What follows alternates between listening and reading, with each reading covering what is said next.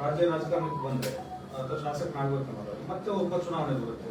ನೀವು ಆಲ್ರೆಡಿ ಉಪಚುನಾವಣೆ ಬಂದಿತ್ತು, ಮತ್ತೆ ಉಪಚುನಾವಣೆ. ಈಗ ನಾವು ನಿಮ್ಮ ಮಾಧ್ಯಮದಲ್ಲೇ ನೋಡಿದ್ವು, ನಾವು ಇದರಲ್ಲಿ ಇರ್ತಾರೆ, ಹಿರಿಯೂರ ಮೇಲೆ ನಾವು ಕಂಟೆಸ್ಟ್ ಮಾಡ್ತೇವೆ. ಸೀಟ್ ಕೇಳ್ತಾ ಇದ್ದಾರೆ, ಜೆಡಿಎಸ್ಗೆ ಬಿಟ್ಕೊಡಿ. ಅಲ್ಲ, ಹಿರಿಯೂರು ಚುನಾವಣೆಗೆ ನಿಲ್ತಾರೆ ಅಂತಕ್ಕಂಥದ್ದನ್ನ ನಿಮ್ ಮಾಧ್ಯಮದಲ್ಲಿ ನೋಡೋದು ನಾವು. ನಮ್ಗೆ ಗೊತ್ತಿಲ್ಲ ವೈಯಕ್ತಿಕವಾಗಿ, ಬಟ್ ಮಾಧ್ಯಮದಲ್ಲೇ ನಿಮ್ ಮಾಧ್ಯಮದಲ್ಲಿ ನೋಡೋದು ನಾವು. ಹಿರಿಯೂರು ಚುನಾವಣೆಗೆ ಕಂಟೆಸ್ಟ್ ಮಾಡ್ತಾರೆ ಮತ್ತೆ ಮಂಡ್ಯ ಉಪಚುನಾವಣೆ ಲೋಕಸಭೆ ಅದು ಉಪಚುನಾವಣೆ ಮಾಡಿಸೋದ್ರಲ್ಲಿ ಅವರು ಎತ್ತಿದ ಕೈ. ಅವ್ರು ಯಾವ ಸುಭಾಷಿತದಲ್ಲಿ ಅವರಿಂದ ಉಪಚುನಾವಣೆ ಆಗಿದೆ. ಉಪಚುನಾವಣೆ ಲೆಕ್ಕ ಅಲ್ಲ, ಅವ್ರಿಗೆ ಎಲ್ಲೆಲ್ಲ ಅವಕಾಶ ಇರಬೇಕು ಅದು ಲೆಕ್ಕ.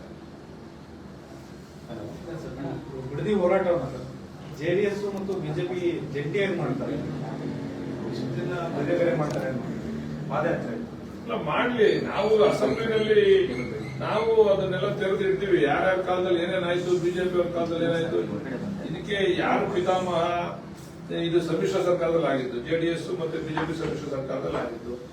ನಂತರ ಇದನ್ನೆಲ್ಲ ಕೂಡ ಎಲ್ಲ ಸಂದರ್ಭದಲ್ಲೂ ಕೂಡ ಬಿಜೆಪಿ ಅವರು ಇದನ್ನು ಉಪಯೋಗಿಸಿಕೊಂಡಿದ್ದಾರೆ. ಇದನ್ನೆಲ್ಲ ಚರ್ಚೆ ಮಾಡೋಣ, ತೊಂದರೆ ಇಲ್ಲ.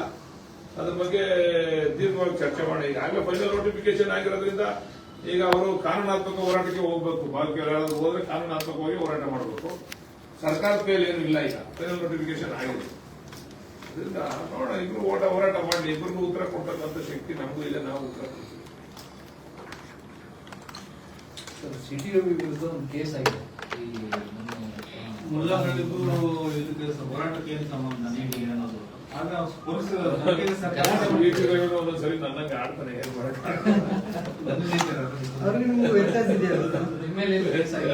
ಇಲ್ಲ. ಅದ್ರ ಅವಶ್ಯಕತೆ ಇಲ್ಲ ಸಿಟಿ ರವಿಗೆ. ಅದೇನೋ ಇಲ್ಲ ಅದಕ್ಕೆ ಏನೋ ಬಿಟ್ಕೊಂಡು ಹೋದಂಗೆ ಆಗಲ್ಲ ನಮ್ಮ ಕತೆ. ಅದ್ರ ಅವಶ್ಯಕತೆ ಇಲ್ಲ. ಅವ್ರು ಸಿಟಿ ರವಿ ಮೊದಲಿಂದನೂ ಅವರ ನಡವಳಿಕೆ ಏನು ಅಂತಂದ್ರೆ, ಪ್ರತಿ ಹಂತದಲ್ಲೂ ಪ್ರತಿ ವಿಚಾರದಲ್ಲೂ ಮುಸಲ್ಮಾನರನ್ನ ತೋರಿಸಿ ತಾವು ಜನಪ್ರಿಯತೆಯನ್ನು ಗಳಿಸ್ಕೋಬೇಕು, ಅದರಿಂದ ನಾನು ಕೇಂದ್ರದ ನಾಯಕರನ್ನ ಮೆಚ್ಚಿಸಬೇಕು ಅಂತಕ್ಕಂಥ ಆಲೋಚನೆ ಪಾಪ ಸಿಟಿ ರವಿ ನಿಮ್ಗೆ.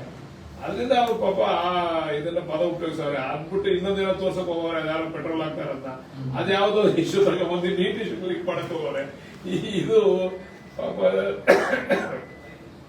ಕೇಂದ್ರ ಸರ್ಕಾರದ ಕೇಂದ್ರ ನಾಯಕರ ಗಮನ ಸೆಳೆಯಕ್ಕೋಸ್ಕರ ಸಿಟಿ ರವಿ ಅವರು ಅನೇಕ ಸಂದರ್ಭದಲ್ಲಿ ಈ ರೀತಿ ಮಾತಾಡ್ತಾರೆ. ಪೊಲೀಸರಿಗೆ ಸರ್ಕಾರ ಕೊಡದೇ ಇರೋದು ಹೇಗೆ? ಪೊಲೀಸರಿಗೆ ಸಹಕಾರ ಕೊಡ್ತಾ ಇಲ್ಲ, ನೋಟಿಸ್ ಕೊಡಕ್ ಹೋದ ಪೊಲೀಸರಿಗೆ. ಅದು ಎಷ್ಟೇ ದೊಡ್ಡವರಾದ್ರೂ ಕೂಡ ಕಾನೂನು ಗೌರವ ಕೊಡಬೇಕು. ಆಮೇಲೆ ಅವ್ರಿಗೆ ಕೋರ್ಟ್ ಇದೆ, ಕಚೇರಿ ಇದೆ, ಅದ್ರ ಮೇಲೆ ಅವರು ಅದನ್ನ ಎದುರಿಸ್ತಕ್ಕಂಥದ್ದು ಕೂಡ ಮಾಡಬಹುದು. ಬಟ್ ಯಾವುದೇ ಕಾನೂನಿನ ಕ್ರಮ ತಗೊಂಡಾಗ ಅದು ಗೌರವ ಕೊಡ್ತಕ್ಕಂಥದ್ದು ಒಬ್ಬ ಜನಪ್ರತಿನಿಧಿಯಾದ ಸಿಟಿ ರವಿ ಅವರ ಕರ್ತವ್ಯ. ಅದನ್ನ ಒಪ್ಕೊಂಡು ತಲೆಬಾಗಿ ಆಮೇಲೆ ಅದನ್ನ ಚಾಲೆಂಜ್ ಮಾಡ್ಲಿಕ್ಕೆ ಅವಕಾಶ ಇರ್ತದೆ, ಚಾಲೆಂಜ್ ಮಾಡ್ಲಿ. ಬಟ್ ಅದನ್ನ ಬೇರೆಯವ್ರಿಗೆ ಅವರು ಮಾದರಿಯಾಗಿ ಬಿಟ್ಕೋಬೇಕು ಅವರು ಸಿಟಿ ರವಿ.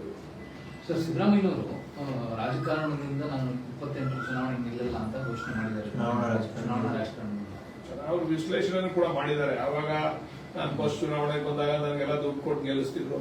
ಈಗ ನಾವೇ ಇವತ್ತು ವ್ಯವಸ್ಥೆ ತೀರಮಾನ ಹಂಗೆಟ್ಟಿದೆ ವ್ಯವಸ್ಥೆ, ಅದರಿಂದ ನನಗೆ ಆಸಕ್ತಿ ಇಲ್ಲ ಅಂತಕ್ಕಂಥ ಮಾತನ್ನು ಹೇಳಿದ್ದಾರೆ. ಏನೇ ಆಗ್ಲಿ, ನಮ್ಮ ಪಕ್ಷದ strong pillar Siddaramanna. Without Siddaramanna there is no Congress. Congress Shakti